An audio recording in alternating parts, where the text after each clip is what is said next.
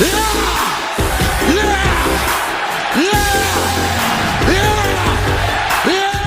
party peeps, what is up? It's your boy, the best Gabe in the biz. The final episode of Monday Night Raw before Saturday's Elimination Chamber is officially in the books. And man, did a lot of stuff go down, including new women's tag team champions, Seth being the voice of reason, and a preview for a WrestleMania match that a lot of people probably are not gonna like. So guys, let's just stop talking about it and let's get into gabbing about it. I talked about new women's tag team champions in Liv and Raquel making history.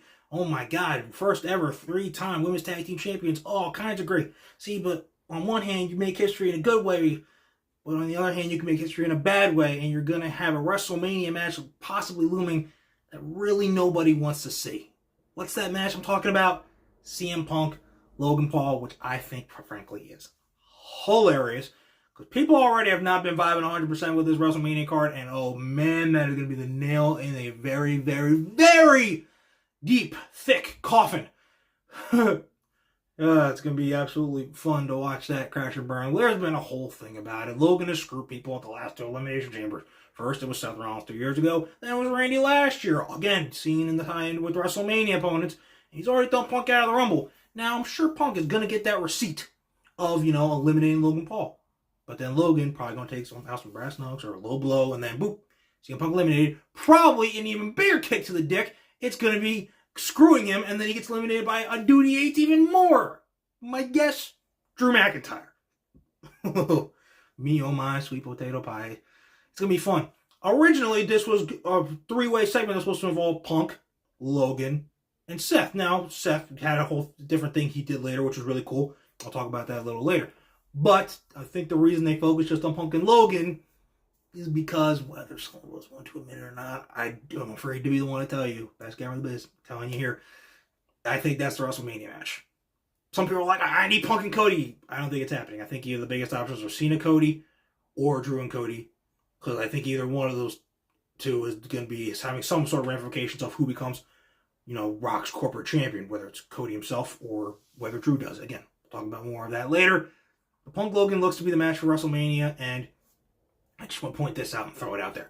So for people who are like, oh, this is bullshit, that's the da-da-da. Now you understand how we feel about Sami Zayn versus Karrion Kross.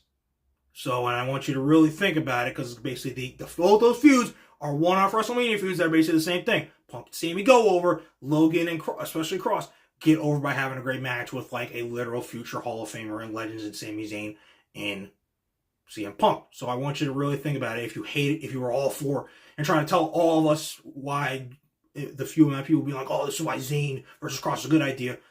Those same people who are hating on Punk versus Logan really want to see how the hypocrisy really shows its face here. Just want to point that out. Enjoy your WrestleMania match. If that happens, and it just might, I don't feel bad for you. It's clobbering time on your dumbass heads. We're fucking great, Triple H! Guys, I talked about Sami Zayn.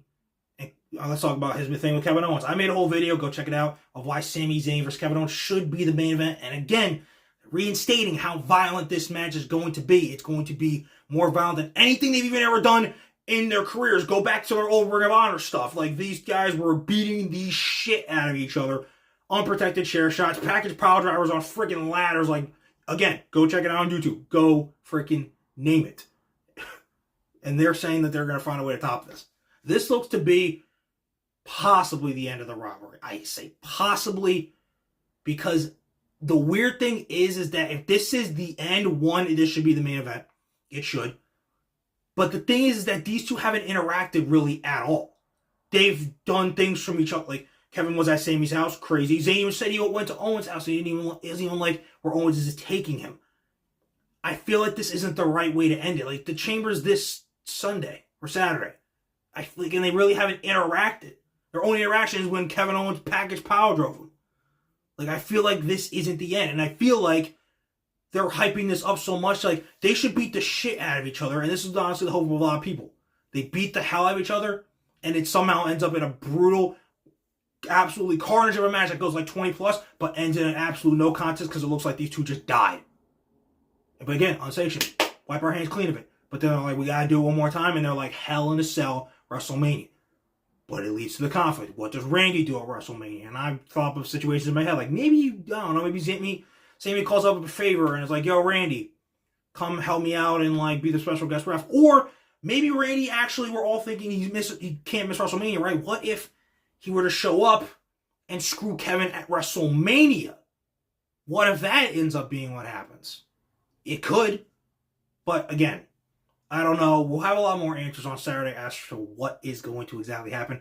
I still feel of the opinion it's weird to take Owens and Zayn and just put them in two whole new feuds just leading up to Mania that will then be done, especially in terms of Zayn and Cross.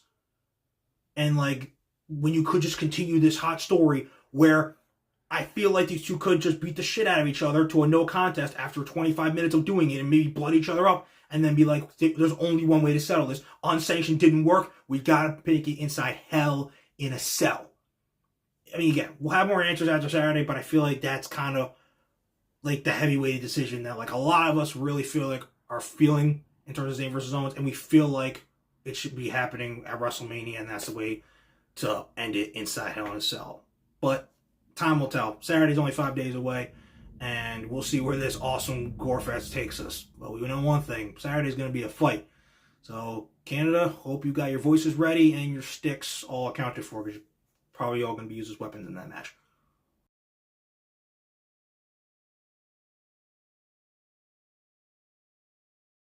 Guys, the more things change, the more they stay the same. 1 year ago, Seth Rollins was telling Cody Rhodes in the middle of that ring on Monday Night Raw, I will be your shield. I will put everything on the line. I will sacrifice everything. I will blow out my freaking leg, which is already hanging by a thread. I will destroy my back, which already is in pieces. I will even do double duty and risk losing my world title, which he did. All for you to finish your story, make your father proud, your whole family proud, fulfill your destiny, your legacy, all this mumbo jumbo, and he did it. But he said, don't make me hate you.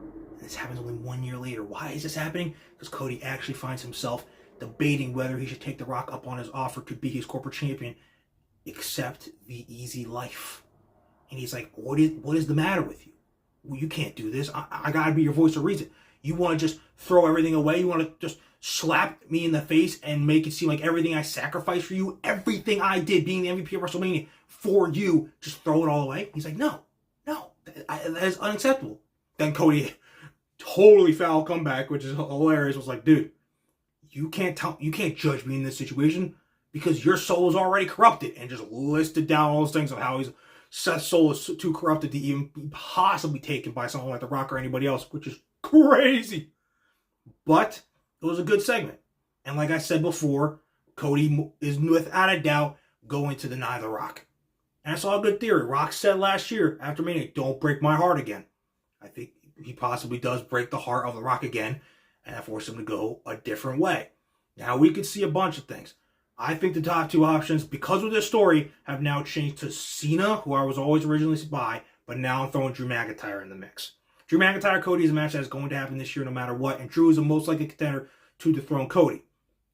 Now, if he wins, easy setup of Drew versus Cody. You know the final boss is looming around here somewhere, and then WrestleMania comes. Rock screws Cody Rhodes, Drew McIntyre, and The Rock standing side by side. No history there. Probably that one phone call that Drew got while he was away dealing with real-life family issues. And Drew becomes The Rock's corporate champion. Long story short, then drops it to Sami Zayn, great babyface world title win moment and awesome multi-one title reign, blah, blah, blah. Or we could go even more shocking. Cena wins. Not the shocking part. Goes into WrestleMania with Cody. The lines start to get blurred between face and heel, or face and face, like where these guys are really starting to stand. WrestleMania comes. We could get an interaction. We could potentially get Rock and Austin. We could get Austin and a McMahon level type of WrestleMania ending, only better. We could get Cena actually doing the unthinkable in his final year, becoming Rock's corporate champion. Once in a lifetime rivals to create a once in a lifetime moment, standing together in a moment we truly didn't see coming when Cena becomes The Rock's corporate champion. If you smell what that delicious plot twist of a meal is cooking. Now, most likely, if we're being for real, the Drew possibility is probably more likely in terms of someone turning heel and becoming Rock's corporate champion. Can't see Cena doing it in his last year. Though, if WWE had the balls, holy shit, that'd be crazy. We'd all be like glued to our seats being like, but like I said, Saturday's only 5 days away. We'll have a lot more answers than we do right now. But one thing I know pretty much is almost guaranteed. Cody is going to say no to The Rock at Elimination Chamber. He's going to break The Rock's heart again. And ultimately, he's going to have to face the consequences. Whether at WrestleMania or sometime sooner than that. You stupid dick! Okay, guys, that is Raw. We are done. Ski, put it in the rearview mirror. We are done. Elimination Chamber is coming up this Saturday. It is going to be super dope. Both Elimination Chamber matches for the men and the women. Tiffany Stratton, Tiffy Time, and Trishy Time versus Nia Jax and Candice LeRae. Dude, the action is revving up so fast that dude just trying to beat me to the freaking punch to where Saturday is in Toronto. Zayn versus Owens inside their own home country, unsanctioned. It is going to be absolutely insane. And then once we pack all that up, the next week we got Revolution, Coke versus Mox, freaking Hangman versus MJF, Tony Storm versus Mariah May, the final chapter, a Hollywood ending, and oh my god, so much more peak that's going to come on AEW on that beautiful night. And then it's all just leading up to Dynasty on April 6th. Your boy's going to be there in Philly.